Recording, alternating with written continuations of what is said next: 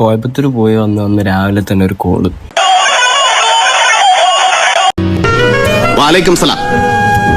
അമ്രുല്ലദീ ഖുൽതു അനാ. കമ്പനിക്കാരനെ വിളിച്ചേ. എന്താ പറഞ്ഞാൽ അറിയോ, റെഡി ആയിട്ട് വേഗം പുറത്തിറങ്ങിക്കും, ഞാൻ ഇപ്പോൾ വരാം. ഞാൻ നോക്കുമ്പോണ്ട് മച്ചാൻ കാറൊക്കെ എടുത്ത് കിട്ടുന്ന പുറത്ത് വന്ന് കാത്തിക്കുക. പിന്നെ ഞങ്ങൾ വണ്ടി എടുത്ത് നേരെ പോയത് പമ്പിലേക്കാ, എണ്ണ അടിക്കാൻ വേണ്ടിയിട്ട്. 100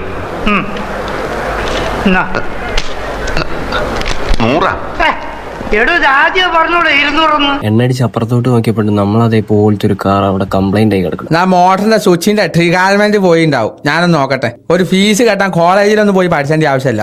അങ്ങനെ ഞങ്ങൾ കാര്യമായിട്ടുള്ള ഇടപെടൽ കൊണ്ട് ആ കാറ് റെഡിയായി. ഞാനപ്പോൾ ഇങ്ങനെ ആലോചിച്ചു, ഞങ്ങളെപ്പോലത്തെ നാടിന് കാവൽക്കാരായിട്ടുള്ള ആൾക്കാരില്ലെങ്കിൽ ഈ നാട് എന്തായി പോയെന്ന്. പിന്നെ പോണ വഴിക്ക് 2 കൂടി എടുത്ത് കാറിലിട്ട്. സംസുദ്ദീനും സൈനുദ്ദീനും എന്താ സ്കൂളിൽ പോകണില്ലേ? ഞങ്ങളിനി പഠിക്കാൻ പോണില്ല.